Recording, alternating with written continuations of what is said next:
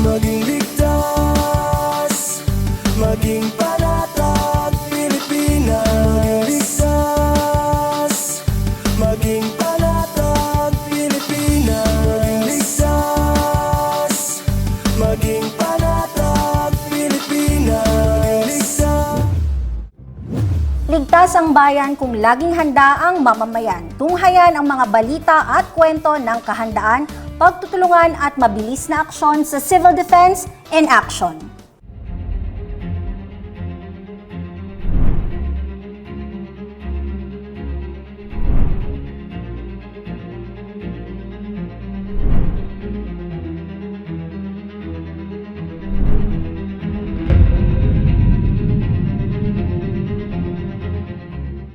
Mananatiling suspendido ang pasok sa gobyerno at sa eskwelahan sa Metro Manila. Yan ay base na rin sa rekomendasyon ng Department of Science and Technology, Office of Civil Defense at Department of Social Welfare and Development. Ito'y sa harap na rin ng bagong bagyo na ngayon tinatawag na Emong at ang direksyon ay southwest o nasa pababang direksyon. Bukod sa Metro Manila, walang pasok sa Nueva Vizcaya, Ifugao, Mountain Province, Oriental Mindoro, Palawan, Marinduque, Sorsogon at Romblon. Wala ring pasok sa Masbate, Albay, Camarines Sur, Catanduanes, Antique, Iloilo, Pangasinan, Benguet, Tarlac at Pampanga. Gayon din sa Bulacan, Batangas, Laguna, Rizal, Cavite, Cagayan, Ilocos Norte, Ilocos Sur, Abra, Kalinga at Apayao. Ayon pa kay DILG Secretary John Vic Remulla, inaasahan ang pinakamabigat na buhos ng ulan sa Zambales, Bataan at Occidental Mindoro. Ang inaasahan lang na papasok ay ang mga essential personnel tulad ng responders at emergency services. Patuloy naman ang paalala ng inyong Office of Civil Defense sa pangunguna ni Officer in Charge, Assistant Secretary Bernardo Rafaelito Alejandro IV na sumunod at makinig ang taong bayan sa babala mula sa mga otoridad at lehitimong mga government agencies. Kontento si Pangulong Ferdinand R. Marcos Jr. sa mga pagkilos ng bawat ahensya ng pamahalaan para agad natugunan ang pangangailangan ng mga binahang residente at magsagawa ng mga preemptive evacuation at iba pang rescue efforts. Ayon sa Pangulo, sa ngayon ay hinihintay ng gobyerno na bumaba ang tubig baha sa iba't ibang lugar sa bansa. At dahil sa naranasang mga pag-ulan, sinimulan din ang clean-up effort ng pamahalaan sa iba't ibang panig ng bansa.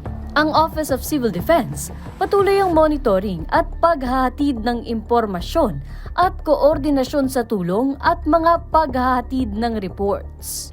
Sa ngayon, 7 ang kinumpirmang patay at 7 ang sugatan habang 8 ang naiulat na nawawala. Ayon kay Pangulong Marcos, patuloy siyang nakamonitor at nakatatanggap ng impormasyon sa pinakahuling sitwasyon sa lagay ng iba't ibang bahagi ng Pilipinas, kahit pa naging abala sa kaliwat kanang pakikipagpulong sa Estados Unidos. Nasa Washington DC ngayon ang Pangulo kung saan matagumpay na naibaba sa 19% ang tariff na ipinatutupad ng US sa Pilipinas. Giit naman ng Pangulo, sa kabuuan, kontento siya sa naging pagtugon ng mga tanggapan ng pamahalaan sa pangangailangan ng mga naapektuhan ng pag-ulan at pagbaha. Katunayan, agad na nailikas ang mga residente na dapat ma-evacuate at nabigyan ng relief items ang mga nangangailangan nito. Sabi pa ng Pangulo, katuwang din ng Pilipinas ang Estados Unidos sa pagtulong sa mga biktima ng sama ng panahon. Katunayan, ang EDCA sites, partikular ang Fort Magsaysay, mayroon ng nakapreposisyon na relief items. Sinabi ni Defense Secretary Gilbert Teodoro, ang kailangan ng pamahalaan sa kasalukuyan ay mga sasakyang panghimpapawid upang maipaabot ang relief items na ito sa mga pinakaliblib na lugar. Kasabay nito, sinuportahan naman ng Pangulo si DILG Secretary John Vic Remulla sa pag-anunsyo ng suspensyon ng pasok kasunod ng nararanasang panahon sa bansa. Umani si Remulla ng batikos dahil sa pamamaraan ng pagbibigay ng impormasyon, bagay na hiningan niya ng paumanhin. Pero para sa Pangulo, basta maiparating ang impormasyon sa publiko ay wala siyang nakikitang problema. Patuloy ang paalala ng inyong Office of Civil Defense sa publiko na makinig sa mga otoridad at maghanda. Ito ay dahil na rin sa dalawang bagyo na nasa Philippine Area of Responsibility. Ayon sa Pag-asa, unang naging bagyo ang binabantayan nilang low pressure area. Tinawag itong Dante. Ito ngayon ay nasa northern tip ng Luzon. Huli itong namataan 700 kilometro sa silangan ng Extreme Luzon bago magtanghali. May hangin ito na nasa 65 kilometro kada oras at pagbugso na aabot sa 80 kilometro kada oras. Kanina, naging bagyo na rin ang binabantayan na isa pang LPA na namataan 115 kilometro sa Kanluran, Hilagang Kanluran ng Lawag City, Ilocos Norte. Mayroon itong sustained winds na aabot sa 45 kilometro kada oras at pagbugso na nasa 55 kilometro kada oras. Tinatawag naman itong Bagyong Emong. Nakataas na ang wind signal number 1 sa Ilocos Norte, Western Ilocos Sur, Northwestern La Union at Western Pangasinan. Ayon sa Pag-asa, posibleng itaas pa ang wind signal number 2. Tinatahak nito ang direksyon na Timog Kanluran sa bilis na 35 kilometro kada oras. Pero babala ng Pag-asa, may tinatawag na looping track ito sa Northern West Philippine Sea dahil sa interaksyon sa Bagyong Dante at tinatawag na Fujiwara effect.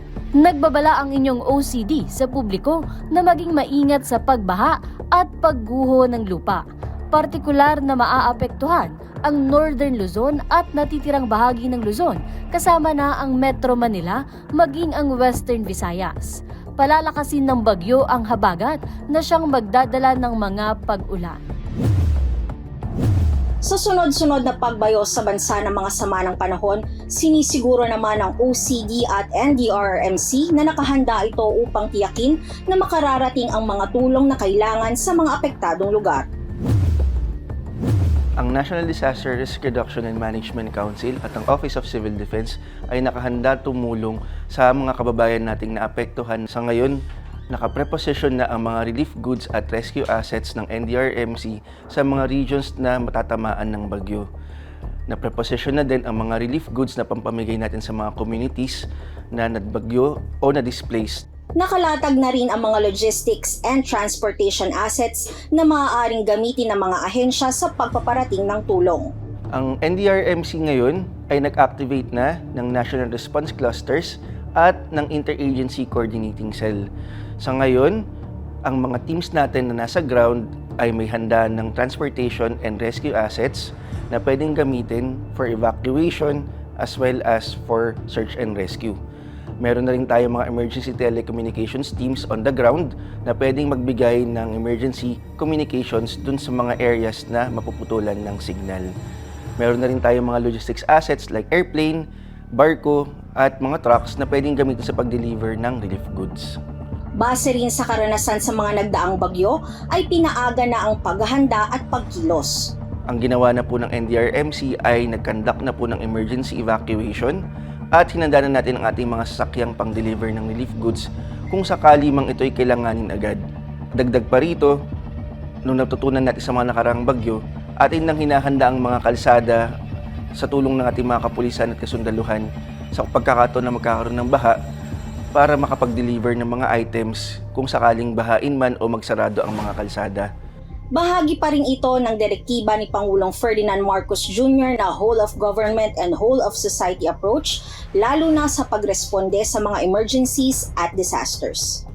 Sa gabay ng ating Secretary of National Defense si Secretary Gilberto Teodoro at ng ating Officer in Charge ng OCD na si ASEC Rafi Alejandro, ating pinaaga ang ating pagkilos.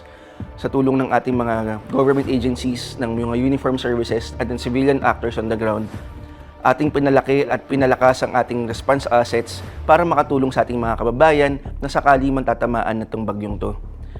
Again, ang ating effort at ang ating trust ay whole of nation approach to disaster management, kagaya ng tagubili ng ating Pangulo na si President Ferdinand Marcos Jr.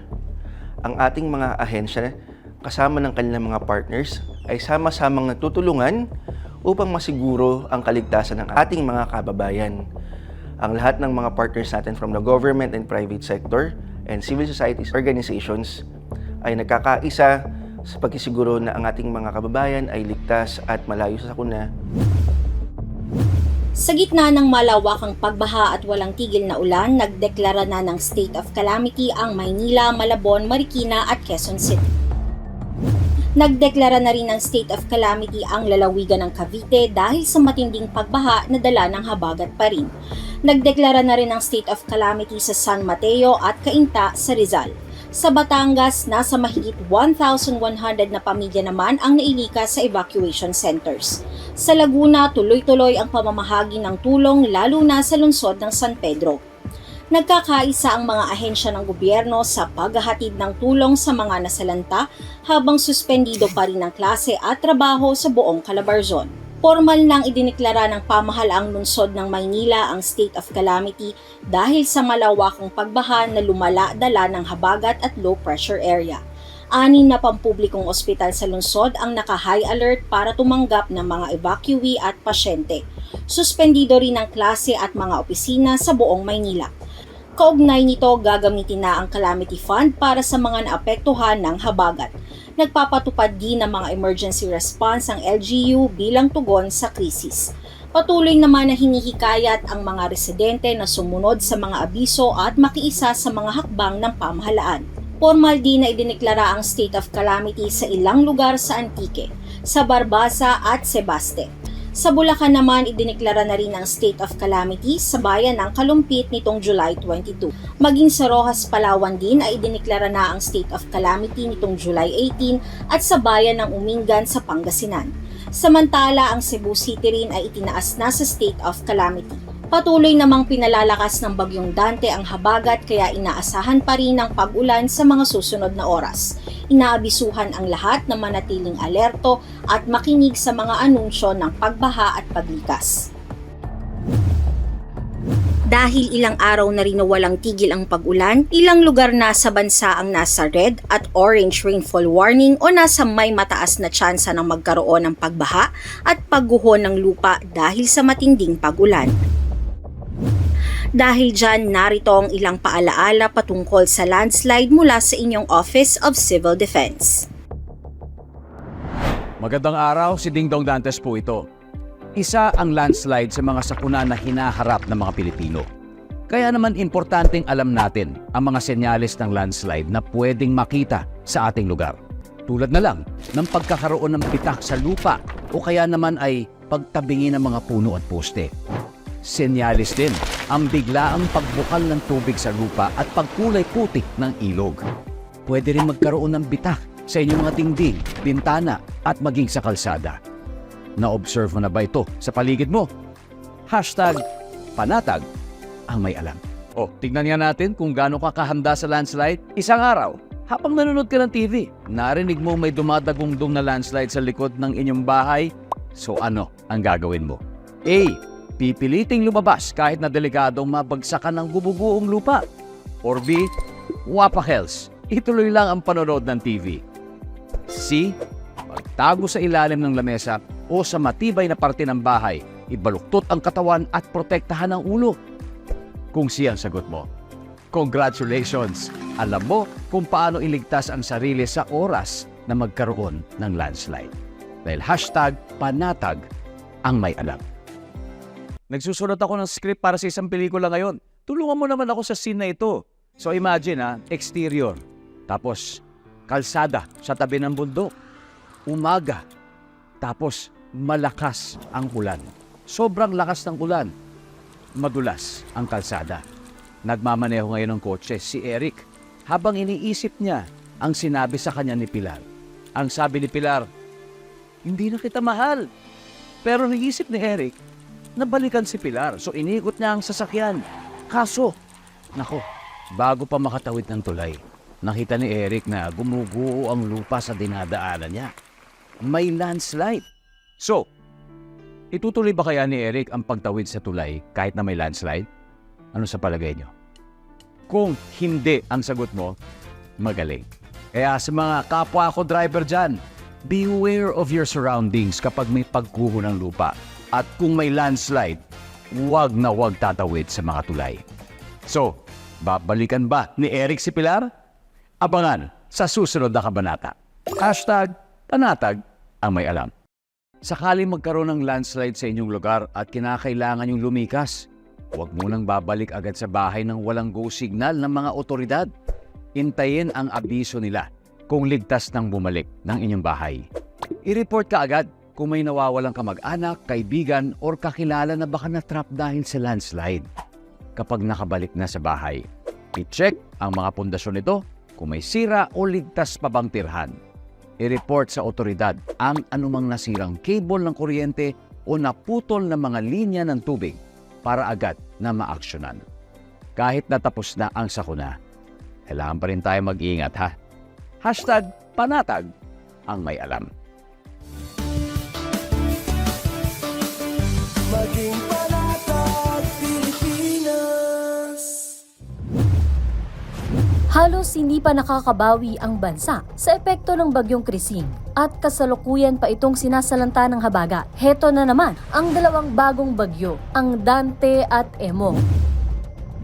Sa ngayon, base sa tala ng National Risk Reduction and Management Council, aabot na sa kalahating milyong pamilya ang apektado ng patuloy na pag-ulan sa bansa dahil sa iba't ibang sama ng panahon. Mahigit 25,000 pamilya ang pansamantalang naninirahan sa mga evacuation centers sa buong bansa. 7 naman ang hinihinalang namatay at under validation pa. Karamihan sa mga ito ay sa Mindanao. 7 rin ang sugatan habang 8 ang nawawala. Aabot naman sa 4 na bilyong piso ang halaga ng pinsala sa infrastruktura habang nasa 217 million pesos naman sa agrikultura na karamihan ay high-value crops. Base naman sa datos ng Mines and Geosciences Bureau, nasa 3,000 barangay ang high-risk areas pagdating sa landslide. Samantala, bukas naman ang Office of Civil Defense sa pag-activate sa lahat ng 9 na EDCA sites para mapalawak pa ang Humanitarian Assistance and Disaster Response o HADR operations na handa para sa relief operations at iba pang klase ng tulong. Laging tandaan na bawat segundo ay mahalaga. Ligtas ang bayan kung handa ang mamamayan. Kaya't mainam na laging handa anuman ang ganap. Dahil sa bagong Pilipinas, walang maiiwan. Ako po si Danny Lagman at ito ang Civil Defense in Action. Maging ligtas, maging